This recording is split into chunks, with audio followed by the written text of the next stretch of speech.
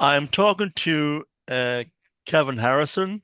Kevin Harrison is based in Kent, in the UK, and he's in the middle of writing a book about Operation Sealion. Now, for anyone who knows anything about World War II, and knows that Operation Sea Lion was actually an operation that was cancelled by the Nazis by Hitler himself, and it would have been the invasion of Great Britain and Ireland, but due to reasons unknown to us, I suppose it was cancelled. But hey, let's talk to Kevin about this, because he probably has done a bit more research on it than I have. So, Kevin, why did you pick that particular uh, era, that particular operation to write your first book about? Well, this is going to sound very sort of Martin Luther Kingy, but I mean, I'm 62 years old and I've never written a book. I've had a few ideas now and again, but I just thought the whole craft of writing would be too complicated and it would be just too difficult for me to do. You know, creating the characters, creating the plot lines, that sort of thing. And I actually had a dream, and I don't normally remember dreams, but this particular one, I remembered it, and it was from start to finish. And it was basically about these commandos who trying to stop these guns, these huge guns, being delivered to Hitler, which were going to be aimed at Britain. That was the basic of the dream I had, and I just spoke to my wife and I told her, I said, "Oh, look, I remember the dream," and she said, "You should write that." And I thought, no, no, but I sat down and started to write it, and I found it. Actually, I found that I could do it quite comfortably. I'm not going to say easily, but it wasn't as confusing or confounding as I thought it would be. So the idea was that, as you quite rightly said, Hitler decided not to go ahead with Operation Sea Lion, and I don't know the reason for that either. But in my book, I've supposed a couple of reasons. One of which was that Hitler was a bit of a scholar. He did study other battles and other great generals, and my supposition was that he saw that the one thing that he couldn't control, no matter how powerful he was the weather. And you know, if you look at the Spanish Armada, was defeated by the weather, not by Elizabeth I. Napoleon was defeated by the weather, and he figured that trying to cross the Channel en masse could be foolhardy. If the weather turned, it could damage. You know, he'd lose so many troops and so much equipment that it wasn't really worth the effort. Britain was stuck over there anyway, and it just that was my supposition that he wouldn't think it was worth the effort.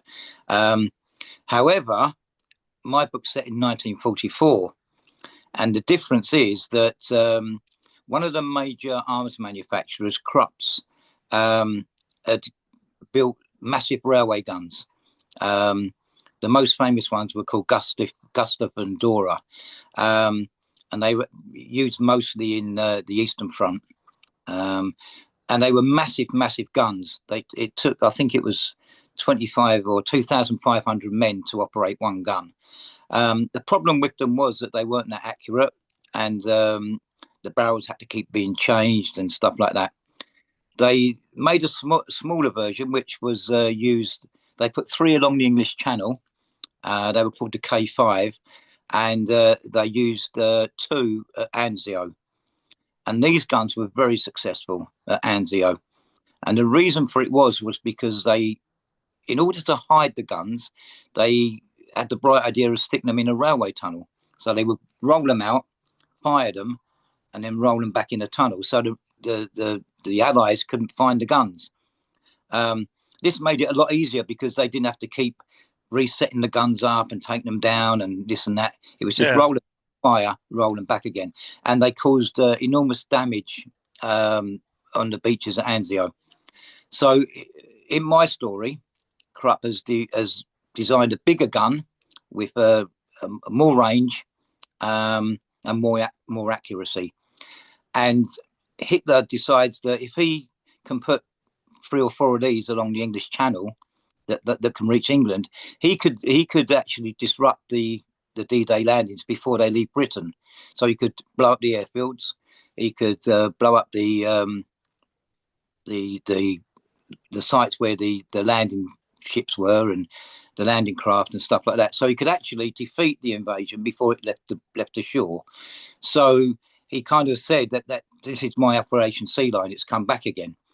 And he always felt that was a missed opportunity that he never took. So this was his opportunity now to peg back the Allies in Britain before they even tried to cross the Channel. So this gun is imaginary. This is just me, Yeah. sort of saying that they could take it one step further. The problem they got is that by this time we had air superiority over the Luftwaffe. So we were bombing Germany every day and night. So to hide a 40-foot gun, railway gun, was pretty tricky. And the only way they figured they could do it was to take the actual gun battery by rail and camouflage that. That would be easy to camouflage, but the barrels would be the problem. So they were taken by sea from Kiev round to the Channel. And to do this, they had a British freighter that they captured. It was called Speyside, and they renamed it the Dogger Bank and sent it to the Far East to lay mines. And on 2 occasions, this freighter was stopped by the British and fooled the British into thinking it was a British freighter. So they figured, let's bring that back, put the gun barrels on this freighter, and take it round Jutland down to the Channel, and we can deliver the guns that way. Mm. It's a British freighter, so the British won't attack it, and that was the plan. So that's the synopsis of the story. These guns have got to get to Hitler so he can try to stop the D-Day invasion. But we've got a couple of people involved. We've got a guy called Ian Fleming, who you might have heard of. Yeah, there's some in a Bondy kind of way. I've heard of him. Yeah. Well, the thing, when I started to research this, all these things were falling into place, like the fact that there was such a gun Mm. possible.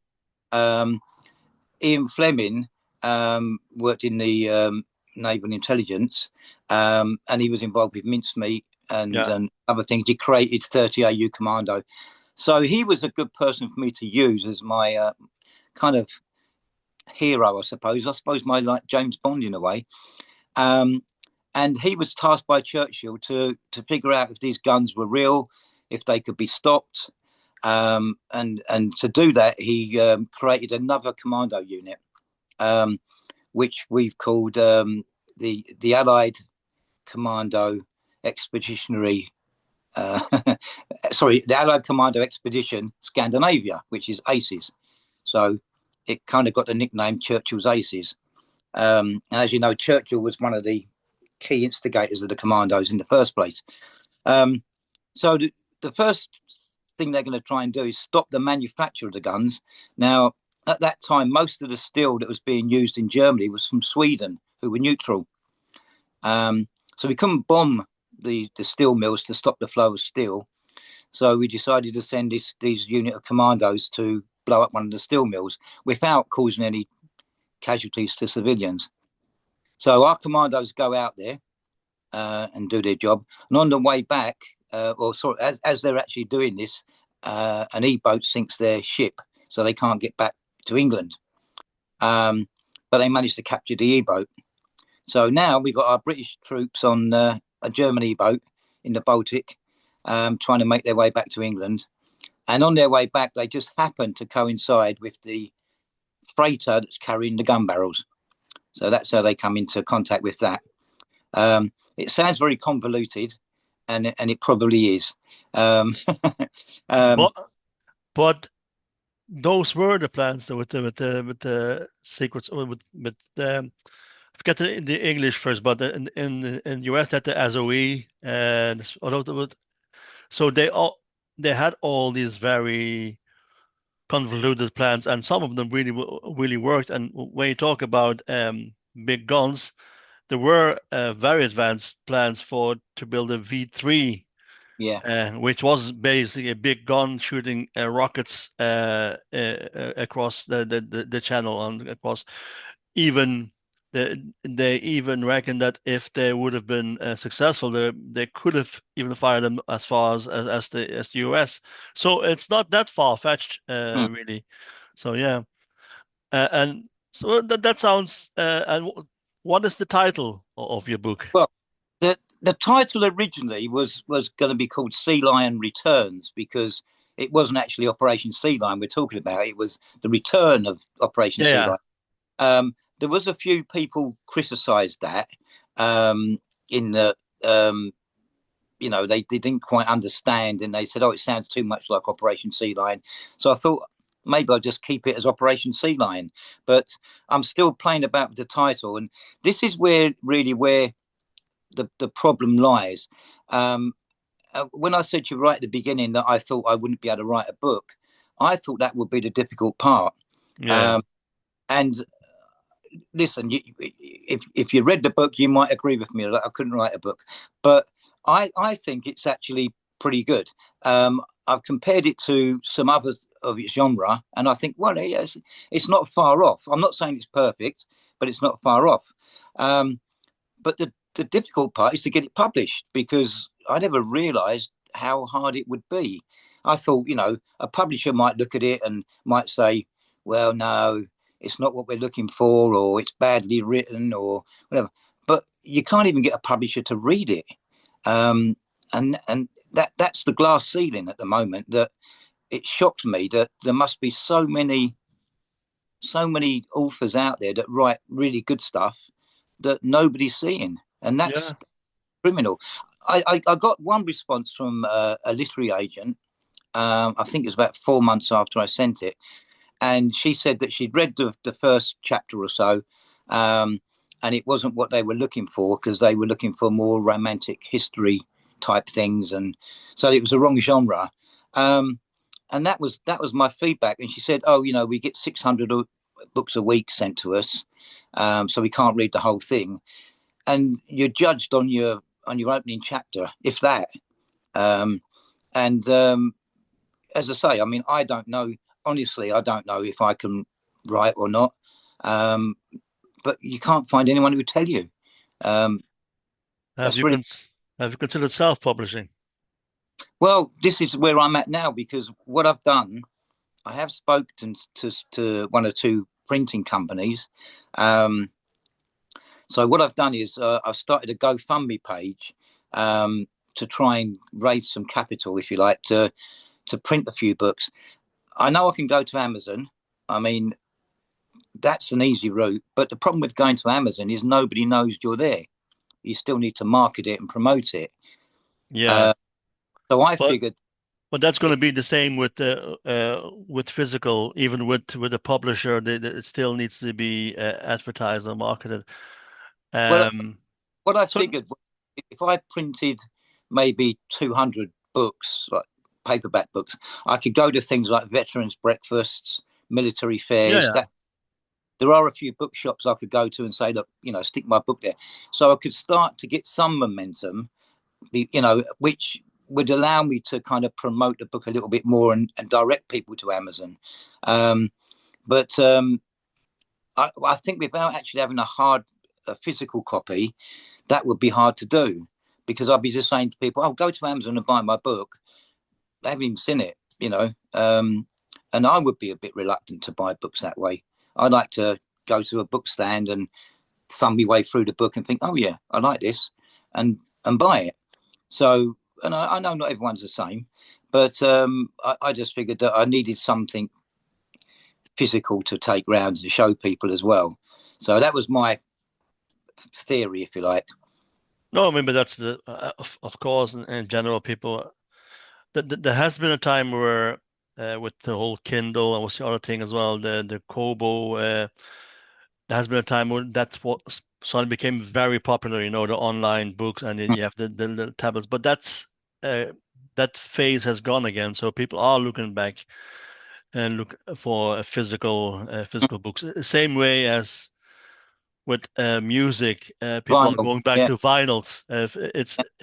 It always goes, it flows, but it would be good if you just have a couple, say, which is your plan is not bad. Have a couple hundred books maybe physically, and then go on Amazon as well. So Mm, yeah, you have both best of both worlds. But yeah, I know what you're saying. It's hard to get a publisher. I had one, and they were willing to do everything, but you had to pay up front. mm-hmm, Uh, it wasn't an awful lot of money you had to pay up front, by the way. You have to be honest. But to me, it was the principle of it. mm, I was thinking, well, I'm actually giving you a product. yeah. Why should I be paying my money for my product to give to you? But yeah, it does work if you can have a hybrid version of it, Mm. or something like that. You know, But the crazy thing, from what I can discover, is that if you were a celebrity, um, you can get a book published quite easily. yeah, And with all due respect to celebrities, they don't need the money. You know, they could afford to publish, they could afford to pay up front and stuff like that. So it's kind of frustrating, really, because at the end of the day, I get it that publishers are not going to spend all this money to publish all these books out of hand. But in order for them to be selective, first of all, they've got to see the content. Um, and like you say, without authors, publishers wouldn't exist. So it's a bit like football clubs, isn't it? Without the fans, there'd be no football club. yeah, But exactly. um, it is the sort of the tail wagging the dog, really, that they should be pleading to us for content. But they've got the whip hand, haven't they? So at the end of the day, um, I can see both sides of it. But I just think at the moment that there seems to be a very big fashion. And if you look at someone like David Williams, who's he's already got a career, he's always successful, he's already probably a millionaire and whatever, and yet he's writing book after book after book, and yet there's some person out there that's writing children's books that nobody's even looking at. Yeah, Um, He's far more talented, and let's face it, they could have a career as a writer, but at the moment you've got the same people earning on TV, they're earning on radio, they're earning on podcasts, they're earning by writing books. How much money do they want? you know, give yeah, someone yeah. a, you know. Yeah, but that's why there's quite a few. I think that in the UK there's a couple of independent publishers, and they still look actually at authors. I'll see if I can find some for you. I've But got a I've got a Zoom meeting with someone next week, a publisher, and that come from. I've actually had two authors contact me. One of them actually went on to the GoFundMe and donated. A chap by the name of Robert Cubitt, and he does a lot of commando books. And I've read one of his books, and they're pretty good. His dad was a commando, so he's got a lot of intimate knowledge yeah, yeah, that perhaps you wouldn't get from Google or anything like that, which is where I've had to go. Um, but the other guy, Damien Lewis, has been very helpful, and he's very successful. He wrote the Ministry of Ungentlemanly Conduct.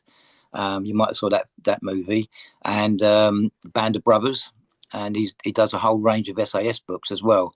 Um, so he's very knowledgeable, and I felt I felt very grateful they reached out to me to give me some tips and advice. So that's been useful. I always thought that maybe authors would be very, how can I say it, afraid of competition because you don't no, want. I'm frightened of reading too many books because you might run out of your own ideas and start thinking, oh, that was a good idea, and so I don't want to get involved in plagiarism, but I was surprised at how willingly they reached out. So that was good. yeah. In general, though, authors they're creative and they like creative minds. So that's it's really when you said the celebrities often are a bit more reluctant to reach out. But Damien Lewis, I know him. So yeah, if you can get some more hints from it, but it's good to have those two people behind you, and that's a good sign. So clearly they are interested, and you should use that uh, Yeah. as a marketing kind of thing. So listen, I wish you all the best of luck. As I said, I'm going to put this on YouTube, so maybe that will help us more. But on my blog, and also it'll be on my radio show on Sunday. So Well, every, I'll as I send. say in Tesco, every little helps. Well, I say I'll send you an unedited version if you're interested in reading it. Yeah, About sure, 200. sure. So, No, as I said, best of luck. I mean, I don't know even how we got to get in contact, but clearly, I'm interested in World War II. exactly. Uh, so for also for personal reasons. So yeah. But uh, people sometimes people give out to me, why you still talk about World War II? And actually, I came up with this notion this week because people often ask me, well, do you think World War III will happen? Mm. And I argued, well, actually, that World War II actually ever finished really, because when you look at all the wars between 1945 and now, Mm. it's been continuous. Mm. There's been continuous conflict. So It, it, it it is ongoing thing really when you think of it. well, one of the things. I mean, I've learned a lot from writing it, and there's a lot of stuff there that I think people aren't aware of. But one of the things is the geopolitics is that, in a different world, Hitler would have liked to have partnered with Britain and not fought the British, um, because he didn't want Russia to take over parts of Europe, um, and I think he also wanted to keep America out of Europe. Um, and there was times that when they had the Yalta talks and things like that, that the Russians and the Americans were in agreement, and Churchill wasn't. Um, and the outcome of that is things like what's happened in Eastern Europe after the war, Yeah. uh, sliced up, and the American influence in Europe, which they didn't really have before. So there's a lot of, and remember, we were still paying back the Americans, I think, until about 5 or 6 years ago. Yeah, yeah. Yeah, So exactly. it was a very good business move. Yeah. But even on the actual Operation Sea Lion, if that had been successful, then one of the plans for, because I live in Ireland, one of the plans for what Hitler had was to at some stage have a united Ireland Mm, and have Scotland separate from England as well. He would have actually broken up mm. Great Britain as such, and then unite Ireland as well. So yeah, there's a lot of that people probably are not really aware of. So, but listen, I wish you all the best of luck, and I have a feeling is you're going to do fine. You're going to be fine with it. Fingers crossed, huh? Yeah, exactly. Thank you so much for your time. I really appreciate it. No problem whatsoever. Okay. You take care.